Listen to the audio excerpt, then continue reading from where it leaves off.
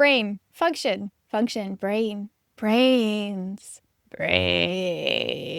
Welcome back to Book Dragon Banter podcast. We're so glad you're here. I'm Zinzi Bree. My co-hosts are Sage Moreaux and Katherine Suzette. And our outfits, for the most part, are an attempt to clue you in on our books. Welcome especially to our spooky special, where we are diving into the monstrous origin stories of some of your favorite Halloween monsters. Go ahead and hit that subscribe button if you're new here, and if you aren't and are returning, thank you so much for coming back.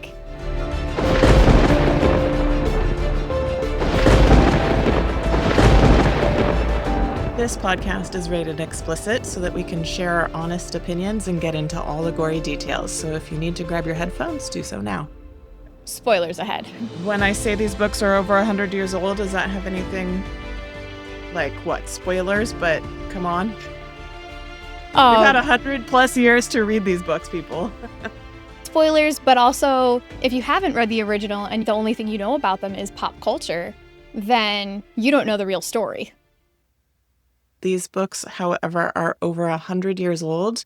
Some of these books that we'll be talking about, so you will have had plenty of time to read them. The original idea is that we all wanted to read a monster book for Halloween, and I thought it would be fun if we each picked a different one, a different classic monster origin story to dive into, one we hadn't read before.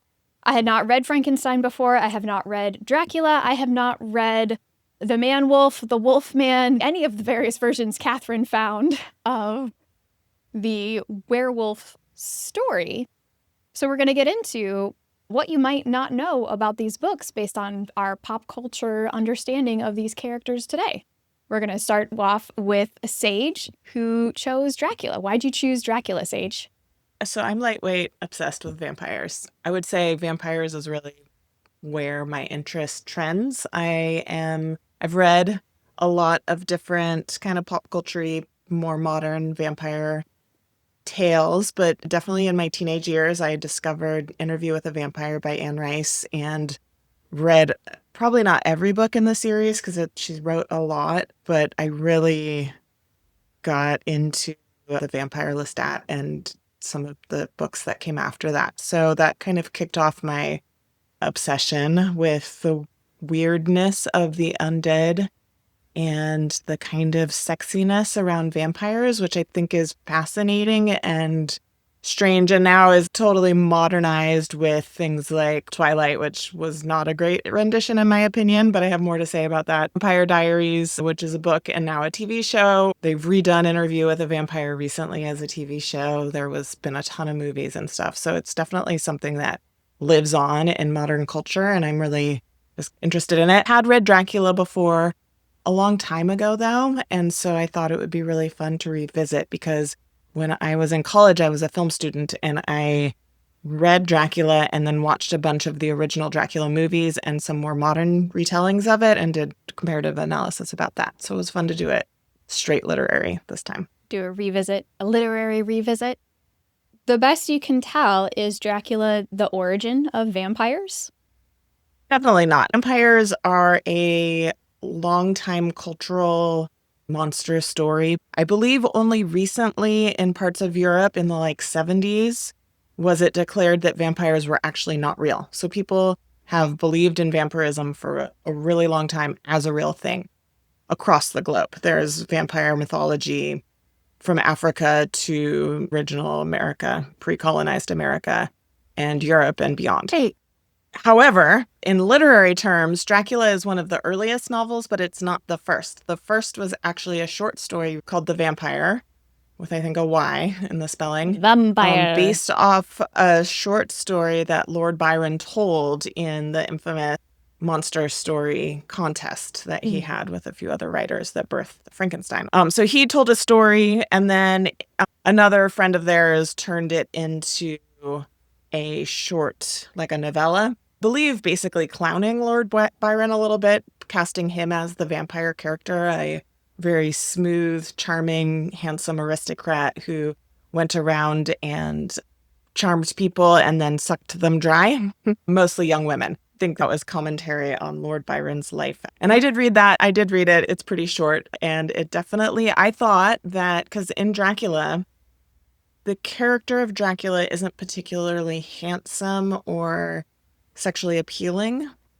And the story itself has a lot more to do with the nature of undead being undead and good versus evil and stuff like this. Whereas so much more modern vampire, like there's definitely been a big romantic trend where vampires are super hot. Vampire Diaries, the vampires are super hot. Twilight, the sparkly vampire is supposed to be super hot.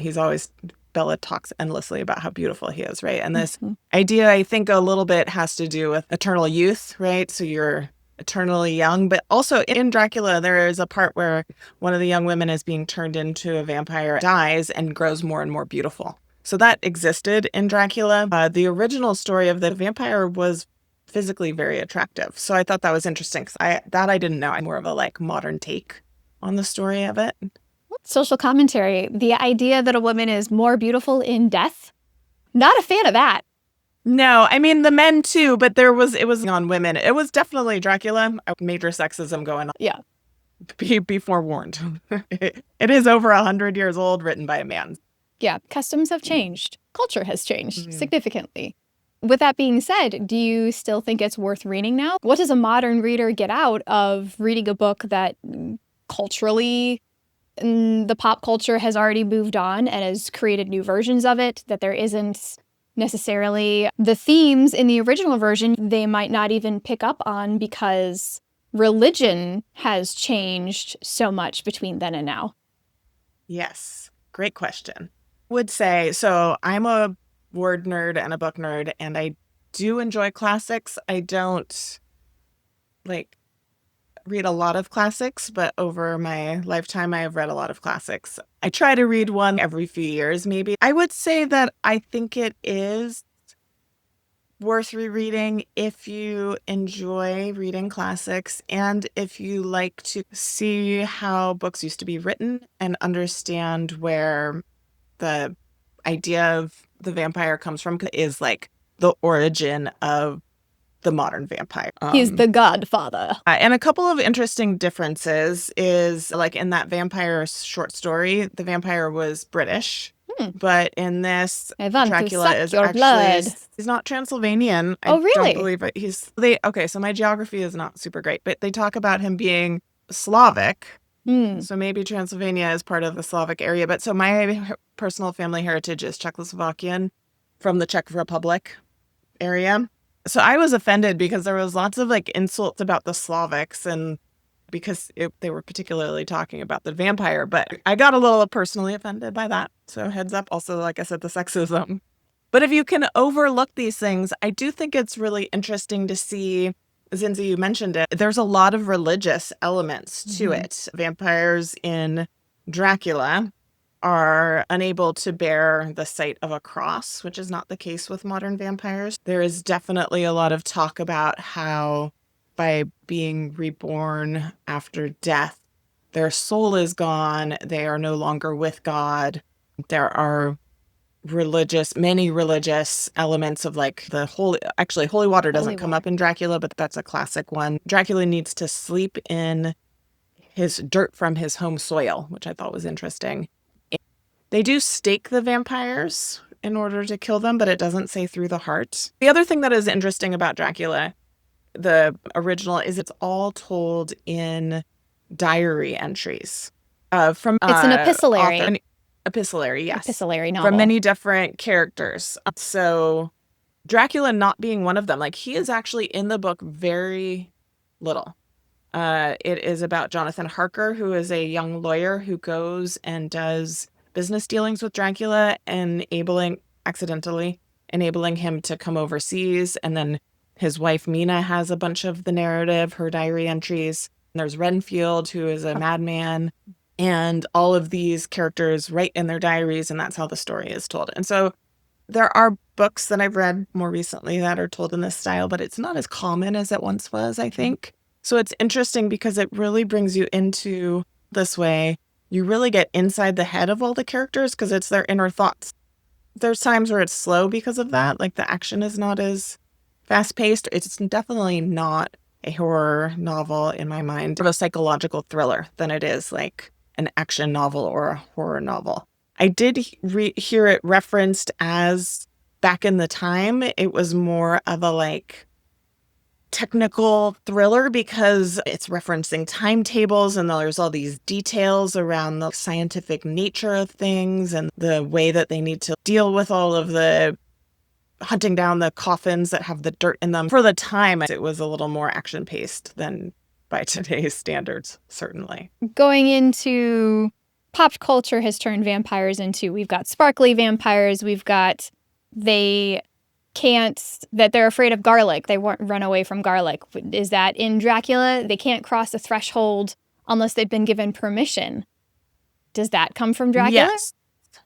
Yes. So the garlic is in Dracula. The sparkly is not in Dracula. Yeah. I highly recommend the audiobook because there's different actor voices for the different characters and lots of accents. It's really great. There's Bram Stoker's Dracula the movie, which was directed by Francis Ford Coppola and was fantastic. So in my mind, like, you're rewatching this movie. It's Keanu Reeves. It's Jonathan Harker. It is Gary Oldman as Dracula, who was extremely charismatic in that movie and had a lot more screen time than Dracula does in the book. Winona Ryder as Mina Harker. In my head, that's what they look like. I was got all trying these really A-list hard not to do it. But I was like, yeah, I saw it a long time ago, but I watched the trailer recently and there was one line on where the character just said something and I was like, oh, it's Keanu Reeves. Can't unsee it. Yep. So yeah, he can't really be invited in, but he is constantly coming in at windows. He does crawl down the side of the building in a kind of creepy, almost snake-like fashion with distended joints. Can he turn into a bat? He can turn. Yeah, there is a reference to bats, like communes. It's hard to say whether he is turning into them, but there's definitely wolves that he commands. There is mist that he commands. The bats, owls, I think foxes are mentioned, a lot of these like nocturnal predator creatures to Dracula. And there is overall, other than the women becoming beautiful and with luscious red lips and like he does do compelling. Dracula compels. And he drains blood from his victims, but then to turn them, they drink his blood. And there is one scene in particular where they burst open the door and Dracula is in the bedroom. He has the woman, he's holding her and he's putting her head to his bare chest. It's a little bit where there was an element of it wasn't sexy, but it was sensual. Yeah. You could see it. Where that come through. It started. Because every time they talk about him, like he has a kind of hawkish nose. He's very austere and severe. He's not described as handsome. And with the chest, you're like, oh, power, like the physical power of him. Okay. Which I thought was interesting. So, yes, continued through pop culture. And, but he sleeps in a coffin by day. It's out at night. But it does seem like he can turn into mist. One of the other vampires, he turns into mist to get out of her coffin through a hole. And is that nighttime or daytime? No, there's never talk about them burning in the sunlight. I don't know if, and then when they are killed, they desiccate once they're So they become killed. Dry instead of wet? Yeah, exactly. Straight to ash. Ash. Yeah, that's a really nice visual word for that. Because I think in the movies, it's always like the sunlight then burns them and sets them on fire, and then they burn away, which then would become ash. Do you feel like modern day novels, there's a pretty heavy emphasis on what character arc? Do you feel like there's character arc for the main characters in Dracula, or are they flat? It's just plot. Definitely the character of Dracula does not have a character arc. He is the villain and he is on page very little. There are character arcs in the sense of becoming less innocent. And I think that is interesting. Jonathan Harker and Mina, who are the young couple, like they get married in the course of the novel.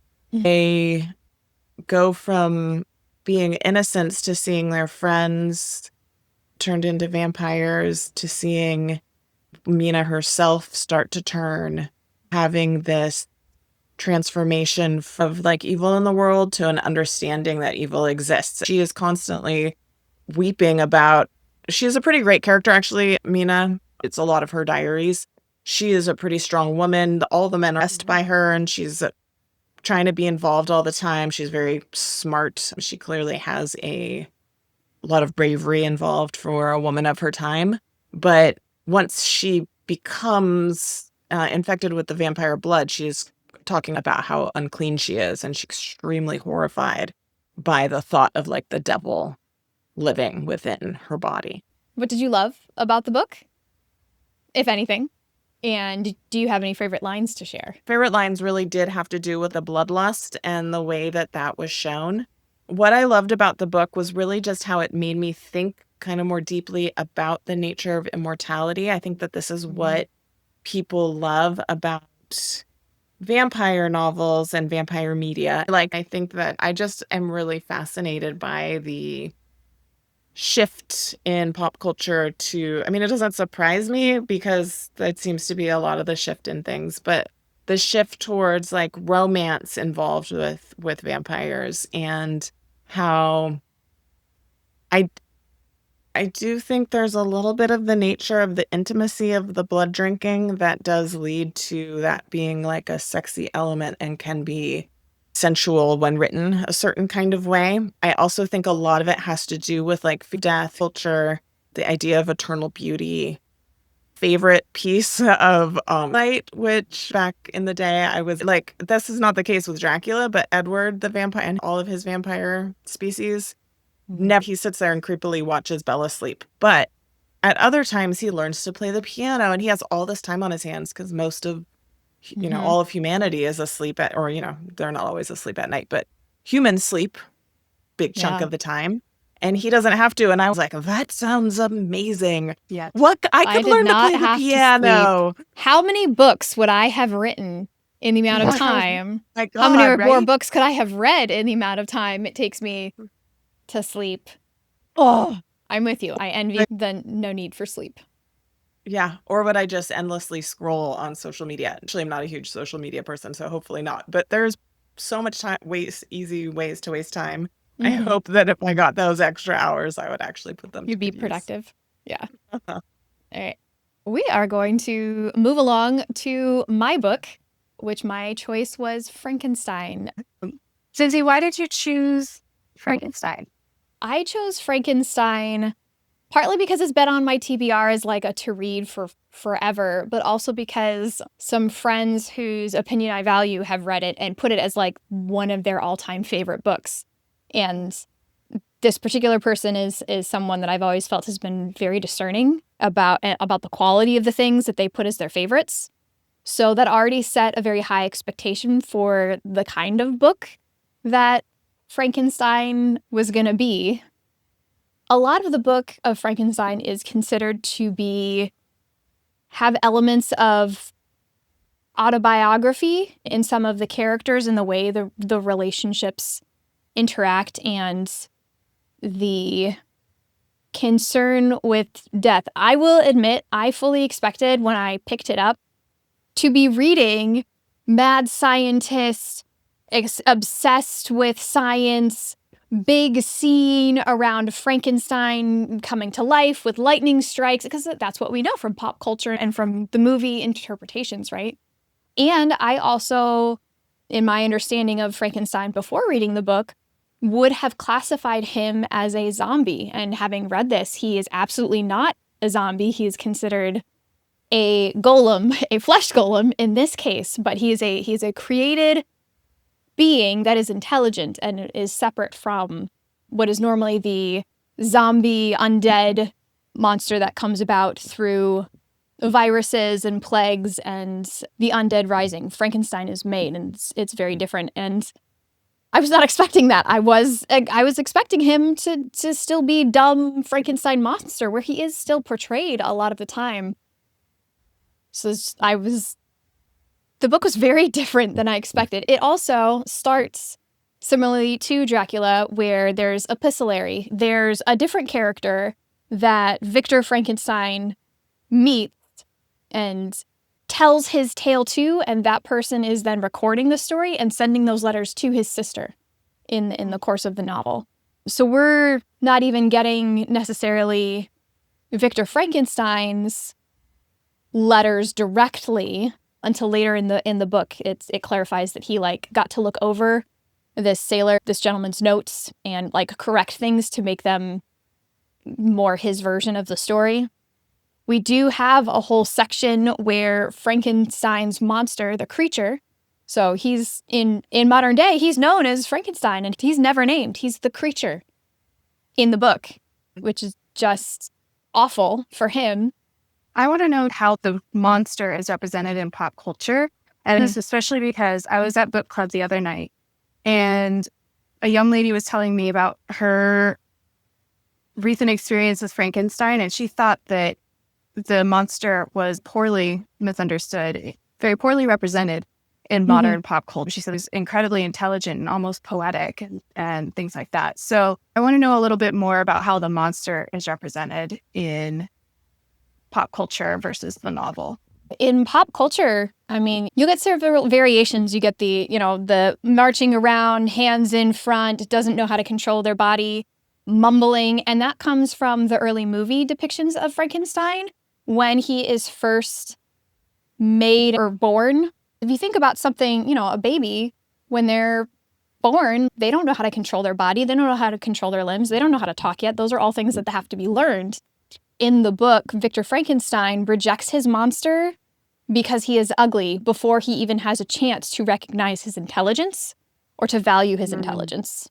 And so the creature runs and hides and has this whole absolutely beautiful section where he marvels at sunlight. He marvels at birdsong. It's this whole beautiful, poetic, loves the landscape section, sees humans, immediately loves them and is interested in them. And every time he interacts with them, where they get to see him, is rejected, which then ends up turning him eventually monstrous. But he is very intelligent. He's very poetic. He ends up during the course of the story hiding in kind of like a false wall in a cabin, watching this family who has an immigrant come in that has to learn a new language. And so Frankenstein, through this other person getting taught, is also learning the language of this family and learns, they read through, or he actually ends up being taught to learn through observing that, and then steals some books and reads Paradise Lost, which has some, some parallels, like in Paradise Lost to Frankenstein. There's some of those that are pointed out, and the monster even becomes philosophical. So he's an incredibly intelligent character. And as a modern day reader, it's so frustrating to see him rejected, to see him not cared for, because we try to, not well, but there is at least some understanding now of valuing intelligence and competence over beauty, versus at the time of Frankenstein, beauty was akin to goodness. An ugly person was vilified just because they were ugly and were considered irredeemable. So there's a lot of difference in the depiction. I will also say the novel has the upper hand here because you are getting Frankenstein's story in his words. There's a lot of the action that happens with his learning that is not easy to translate onto a screen in a way that makes him sympathetic. I'm hoping Guillermo del Toro. del Toro? Yeah, he's got a new Frankenstein movie coming out in November that I'm really excited for, because he gave the foreword in one of the versions of Frankenstein that I was reading. And so I'm really hoping that version will show more of both Victor Frankenstein's, the creator's obsession, and the creature's compassion and desire for connection, and how much he became who he is. And I mean, in the course of the story, he murders 3 people just to get his creator's attention. And that I'm hoping will be painted in the light that it is in the novel, more so than it being in the early movies, like he was a murderer because he was a murderer. One of the early versions that's super famous, I got through the first half of it and turned it off because I got so mad. The scene where they get the creature's brain is, there's two brains on a desk, and one is labeled a normal brain and one is labeled a criminal brain. And the normal brain jar gets broken, and so the criminal brain is the one that supposedly ends up into the creature's body. So they're already setting up this moralistic decision of, clearly there's a criminal brain in his body. He's going to be murderous. He's going to be a criminal. It doesn't explore that the creature becoming who he is because of the choices of his creator and the creator's rejection as part of the story. And a big theme in Frankenstein is, what does the creator owe its creation? Yeah. And, what does the creation owe the creator?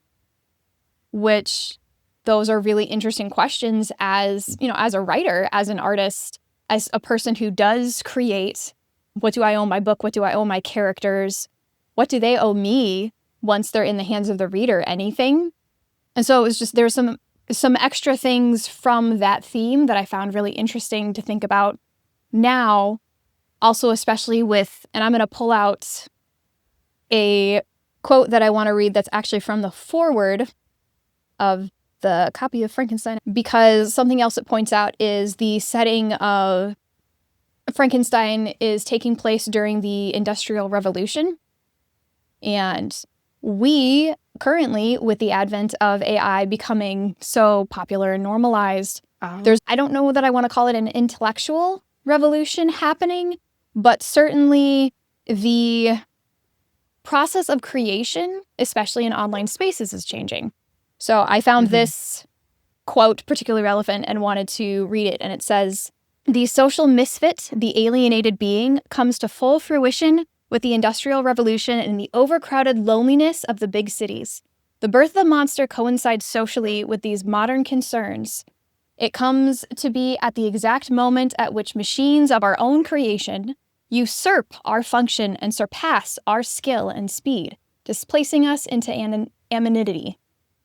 The death knell of craftsmanship and thus of identity comes hand in hand with mass production of goods and the siphoning of the masses into identically constructed lodging to serve these machines." Wow.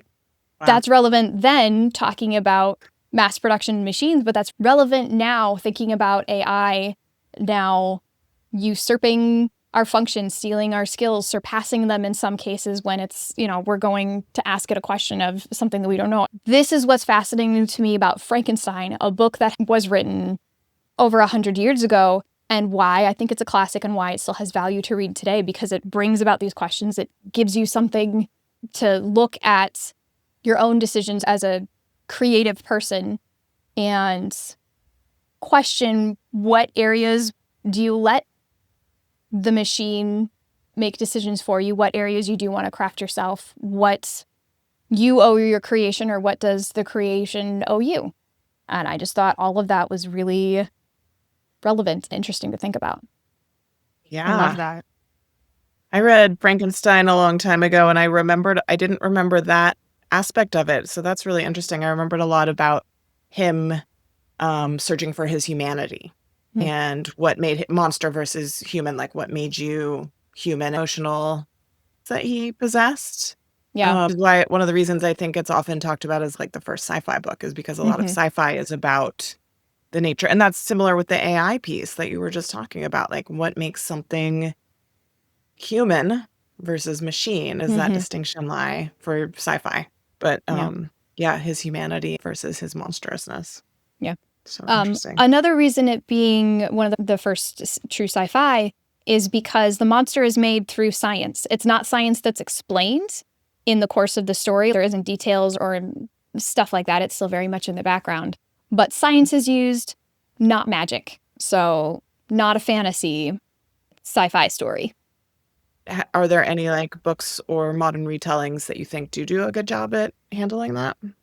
So There are far more movie and film version retellings of the Frankenstein story than there are books. I'll talk about them during my book recommendation section at the end. I have a handful of them that I thought were really promising or intriguing in their premise.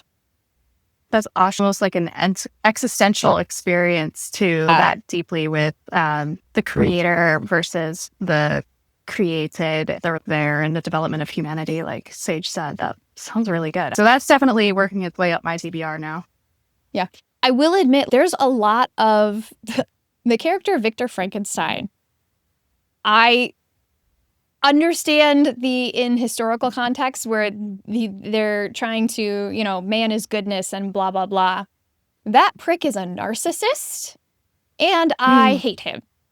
And he's not painted, like he has no self-awareness of being a narcissist, of thinking about himself throughout the entire story. There is a line that made me want to throw the book, and that is that he thinks, setting up the scenario here for you, the creature has murdered his young brother and then hidden a necklace that was on the brother into the pocket of a servant of the Frankenstein family household so that she will be blamed for the murder.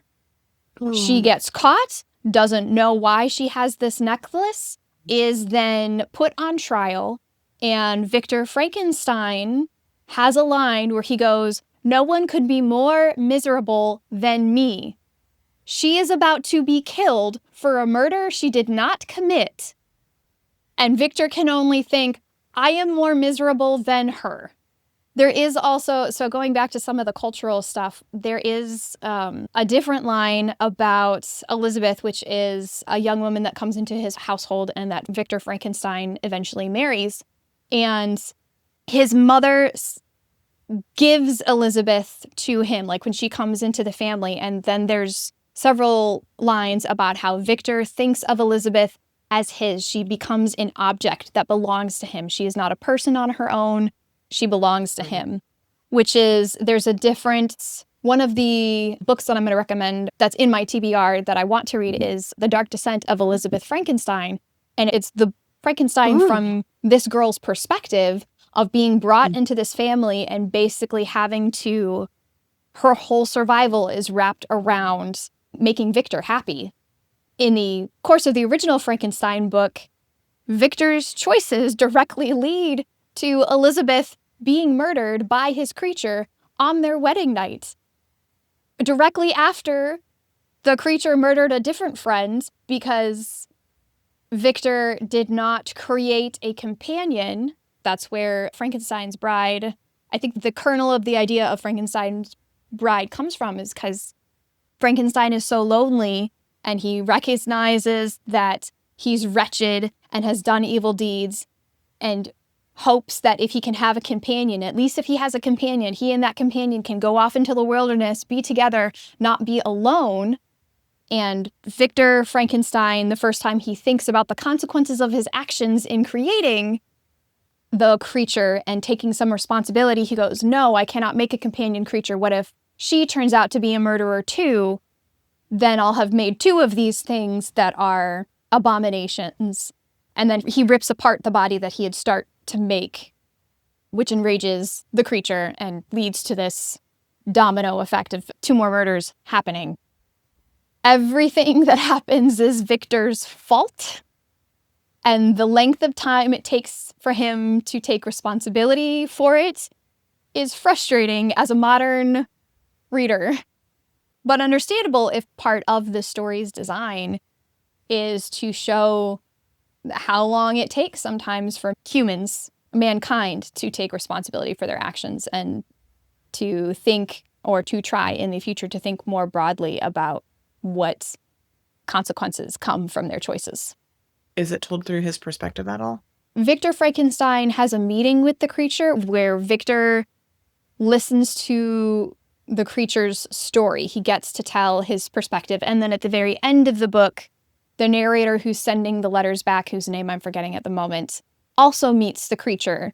And he rounds out the end of his tale and then says, now that, because Victor Frankenstein, who is not Doctor, by the way, that's a movie thing, mad scientist, then Victor Frankenstein dies at the end of the story. The monster comes and mourns him, tells the end of his story, and then claims that he is going to go off and make a pyre and burn himself to death, because that is the only way that he knows to end his misery.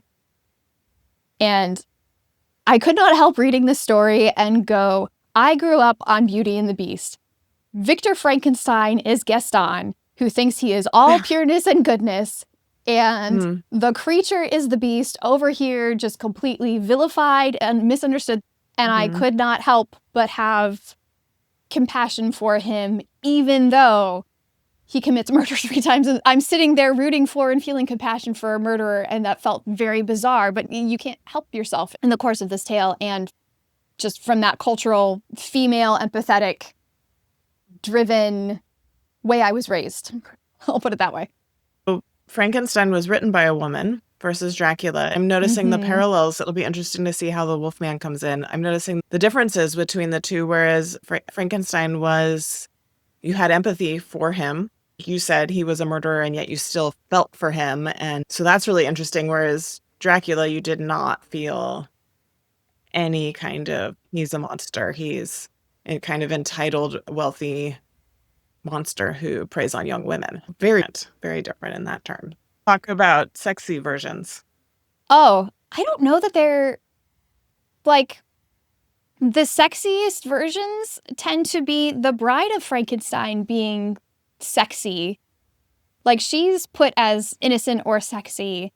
Frankenstein really isn't in pop culture, or, like, the closest that I can think of is watching Warm Bodies, which is a zombie movie, but it's zombies that are still able to, when love is involved, they're able to, like, regain their mind and not obsess over brains, and it helps to, like, cure their disease. But even that's not really sexy. That one is still comedy. I think there's maybe, like, one kiss scene in that.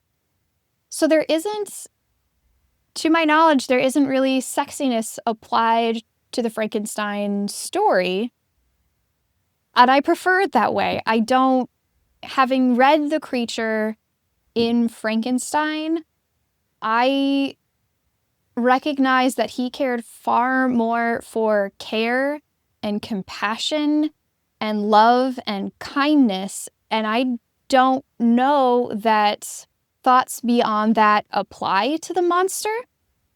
He was seeking companionship on the purest levels, not on the basest levels. But yeah, Frankenstein is not a sexy story. It hasn't devolved into having all of these different versions of it in fiction. It's really stayed as a monstrous tale in TV. Interesting. And even in those movies, I feel like they focus on the monster and aren't telling the right story. I really want to see the version now of Frankenstein, but Beauty and the Beast. You to write this twist. So if you know the book or you're writing it, let us know in the comments. I want to read that. The closest one might be, I'm thinking about how the makeup was done for the movie Beastly, which they had him be bald and he had, like, a bunch of stitches on his face. So, like, that was the closest to maybe more of a Frankenstein appearance that I've seen the Beast have. But again, it's still a human being. He's not a created being that then has to learn humanity. Just different story, but that would be a really interesting Beauty and the Beast. Maybe in that version of the story, Beauty needs to be the creator. Maybe her dad is Victor Frankenstein and creates a monster, and then Beauty, when her father rejects the creature, your Beauty character then chooses to show him compassion, and they fall in love over the course of a story. That would be my version, my cozy fantasy version. Yeah, that actually sounds really good. I really, really want to bring up now Penny Dreadful, because if any of you have seen it, I think that the monster, the creature, is represented more closely to the literature version that I heard you talking about, who just wanted care and compassion, who just want to be wanted, or not, if not even loved, just cared for in some way, even if it was like fake attention or something. And that version of Victor Frankenstein, he does end up helping the ragtag evil fighters, but he is also very self-consumed. It doesn't seem to change that until he ends up falling in love with his second creature, which is originally intended to be the bride of Frankenstein, but she gets a mind of her own and wakes up to femininity, what we would now think of as femininity, but of course this is based in the 1800s. So it's a very interesting rendition. They also have so many different horror stories in Penny Dreadful. Now I really want to go watch it, but I rewatched it like a month ago, so we'll see.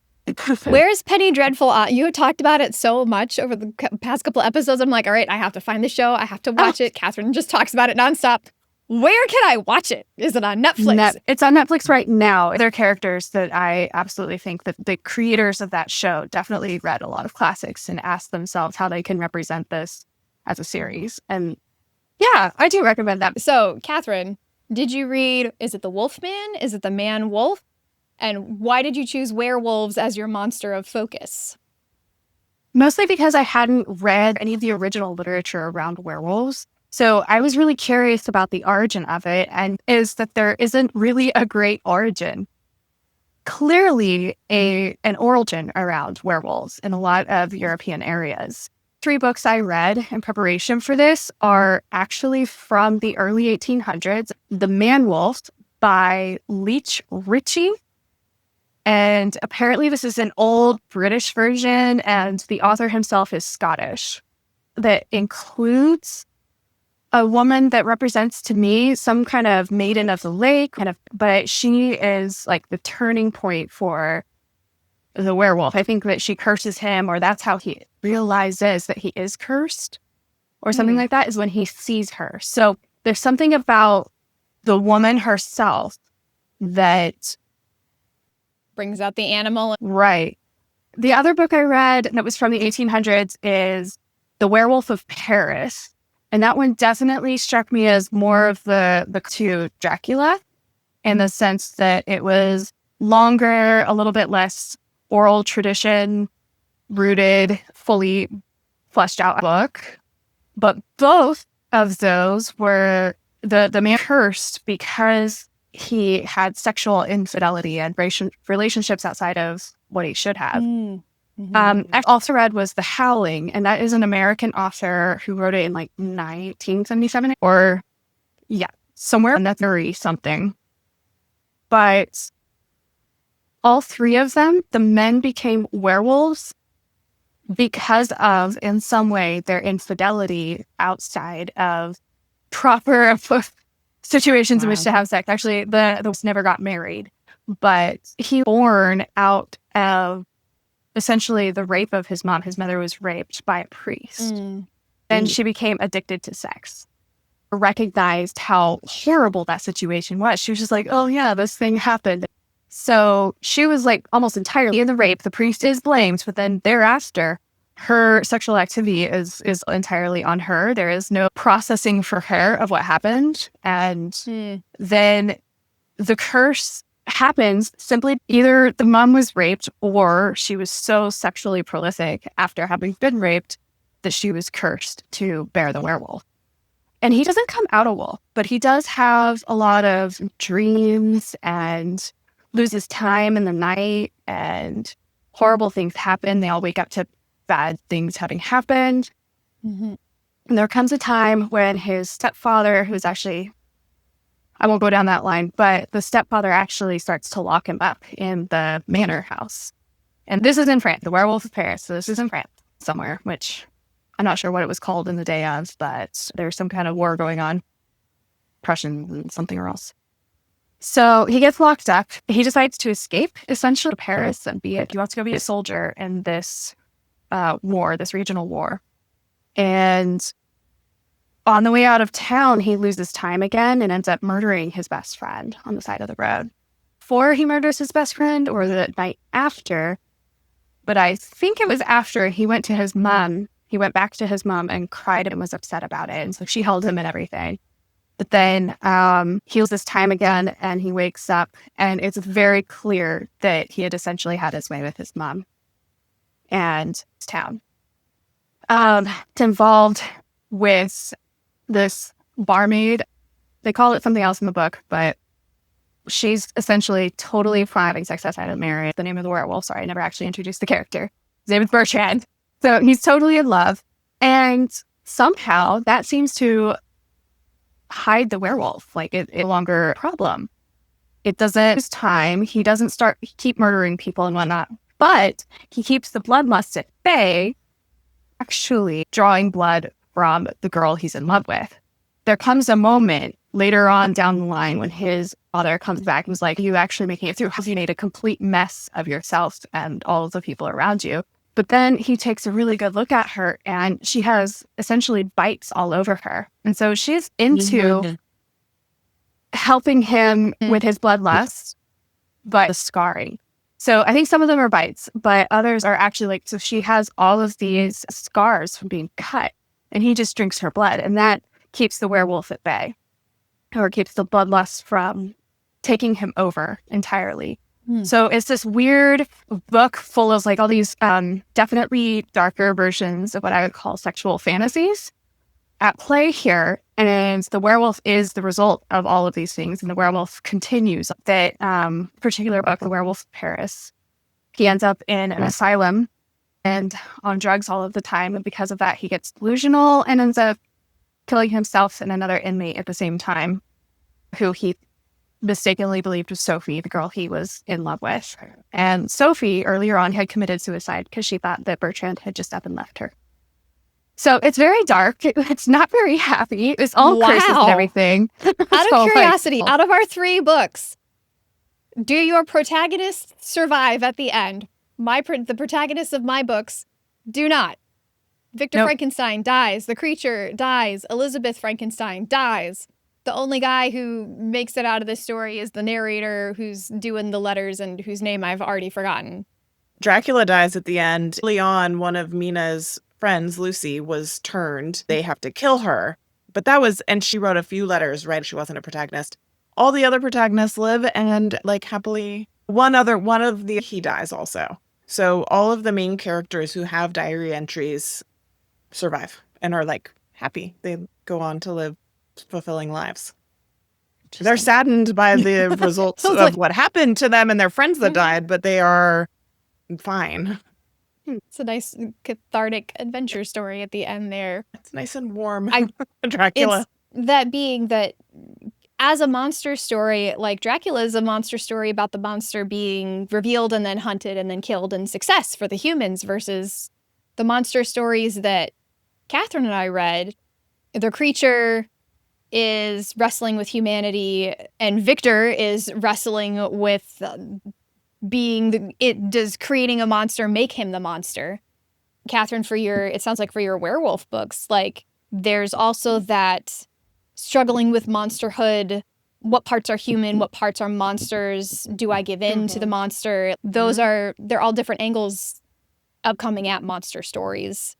But Sage, it definitely sounds like you have the most fun adventure version out of the it's the 3 of us. Like good versus evil more than like questioning what does it mean to be human versus monster. When it's like very clear cut. Yeah. All 3 of my books, though, they're the result in one way or another of sex that was unacceptable, essentially. So I thought that was the very first one in the Man Wolf that we brought up. Just kind of like he was cursed by the woman in the water and then went off into the forest, but it was because he was on his way to see his mistress. And then his wife finds out and she steals his clothes from the from the edge of the forest. Is how you keep a werewolf a wolf and won't let him return to man form. And so eventually somebody feels guilty about it and takes his clothes back, but it wasn't the wife. So your books were all about like sex and becoming like this beast form because of essentially in The Werewolf of Paris, I think it's the most interestingly portrayed version because it's all these things that they would think of back at that time as sexual deviancies and weird and dark things to desire. And I'm not sure that we definitely just label them as kinks. Kink.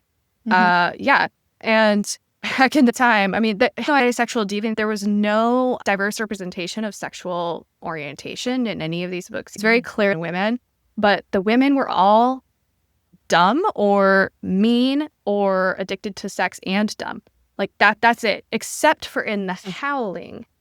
And I don't think she was much better represented in the end, but I do think that it was 1977, so there was at least some feminism going on, and the author did his best. We hope. Yeah. Given the time. Yeah, not my favorite, but it was like the horror version, so it was like I was looking for the monster. Wolves are an element of horror. That's what I came up with. That's what I found for that. And I can see it, but it felt like it was written in a Stephen King knockoff style. And I think that a lot of humans have really enjoyed it and movies and things on it now, but it will never go down in history as my favorite. Mm-hmm. So why do you think in modern telling there's like the Omega verse, which is like this whole realm of, isn't that mostly just like this whole werewolf pack, multiple books? How did we get to where we are with the fantasy versions? And Allie Hazelwood's Mate, I think that one's a werewolf story too that just came out. Haven't read it yet, but on my TBR. I haven't. I think it's Bride, and I haven't read it yet either. I want to, so because Bride is vampire. It's vampire werewolf. Oh, okay. Bride is vampire werewolf.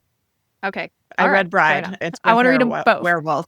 Yeah, because she came out with a monster anthology with some other authors. Yes, I read those. I want to know also about full moons. When you talk about like origins, if there's details that are similar or different. Not a single one of those 3 books talked about the moon in the sense that it had to be full for the curse to come over the werewolf. However, it was always nighttime, but it wasn't necessarily the full moon. And I don't know where the full moon, perhaps I should have done more research. Audience out there know and help me with my research. Tell me where the full moon came from. An interesting version that I definitely think really shows the difference a lot between a paranormal fiction, fantasy, romance kind of book, the more traditional world-built fantasy books that we think of, is Patricia Briggs' series with the Mercy Thompson series. Mm-hmm. That one's good. And they talk a lot of the structures of the pack and who gets what roles and why and what is it about that character, what is it internally with them and their character that makes them the right person for that role. And actually the main character, Mercy, is a coyote. Ooh, cool. Yeah. There are many modern retellings of the werewolves. I could tell. I don't see a lot of that transition, just a lot of oral tradition with the werewolves turned into these few books that I could find that seem to be the initiation of either the horror genre or the werewolf stories in writing. Interesting how, like, not so much Frankenstein, but vampires and werewolves have turned into these, like, sexy versions of monsters. And there's like the Sookie Stackhouse novels, which are then the True Blood series, where, you know, there's vampire boyfriends, there's werewolf boyfriends. They're very hot in different kinds of ways. Twilight has the vampire versus werewolf thing, like we just talked about, but yet Frankenstein doesn't play in the same way. I don't play. That's very interesting. I'll move on to some book recommendations. So, Sage, what are your Dracula retelling recommendations? Do you got some? Yeah, so I have 3. So the first one is definitely Interview with a Vampire, and the later books I especially liked The Vampire Lestat, written by Anne Rice. Those were written, I think, in the 70s and then later. That is of all, it is, unlike Dracula, it does put the vampire in the position of protagonist. Can you have empathy, humanity, and still be this creature? And there's also, like, there is still a religious piece involved with it. So it hasn't gotten completely pulled out of its origins. So it's definitely like a stepping stone. And my favorite vampire novel is probably The Coldest Girl in Cold Town by Holly Black. It is a young adult novel. It is about a girl who possibly gets bitten by a vampire and has to go to Cold Town where the vampires are kept. So they're kept in this, like, kind of punk rock city. It's very fun, modern. There's definitely some like sexy vampire stuff in it and lots of gore also. So highly recommend that one.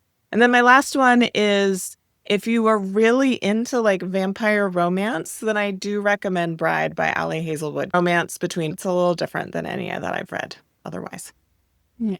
My recommended reads off of Frankenstein, I have a handful here. One is called Pride and Prometheus by John Kessel. This is a Pride and Prejudice meets Frankenstein retelling, where Mary Bennett and Victor Frankenstein meet and form a romantic relationship, but then she also gets to meet the monster, the creature, and maybe that story ends differently than the original Frankenstein. Another one is This Monstrous Thing by Mackenzie Lee. This is a YA retelling. It's two brothers with a gas lamp setting. One of them dies and the other brother brings him back. But at the same time that's happening, the Frankenstein book has just been released. And so the village or town that they live in are now on the hunt for the real Frankenstein, thinking that this book is a true telling. Then there is The Dark Descent of Elizabeth Frankenstein, which I mentioned earlier in the episode, by Kirsten White. This is Frankenstein from Elizabeth's perspective. That one's highest on my TBR of I want to go and read that. Although Pride and Prometheus is also on the TBR because that I like my romance and that sounds like fun. Another one that came up that I want to talk about is called Frankenstein, and it's Frankenstein spelled one word, but on the title of the cover it looks like Frankenstein. And this is a longlisted for the Booker Prize book that talks about transhumanism, the AI, queer love, sex dolls, cryogenics, futuristic. It's a futuristic thriller. So it's taken a bunch of the elements of the original Frankenstein and brought a modern touch to it, interacting with a lot of the original themes. So that's also on my list. That one's probably a bit more, it sounds a bit more highbrow, but also a really good thinking read that's got some sciencey things and modern takes that might make it feel more relevant. All right, that's my book recommend. So read Frankenstein, but also maybe pick up one of these other books because they all seem really interesting. All right, I can't wait to read some of those recommendations. They all sound really great, you guys. I'm just going to recommend the one, The Wolf Gift by Anne Rice, because it is a very beautiful reinvention of becoming a werewolf might look like. And I really enjoy the characters. Guys, read them and enjoy them. Let us know below. Yeah. Or if you've read them already and have opinions about them, please share. Yes. Or if you have other retellings that you recommend we add to our TBRs, please let us know. Absolutely. You can find us on social media.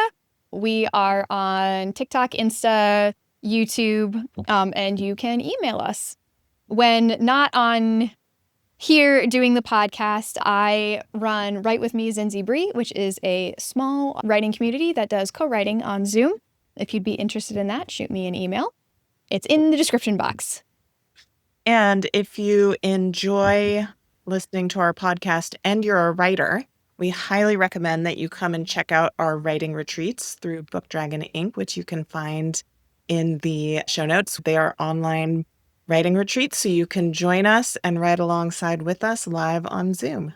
Next book club read is Sword of Kaigen by L.M. Wang, and it is such a great one. Gosh, I can't wait to talk about it with you all. If you haven't had a chance to read this fantastic book, pick it up.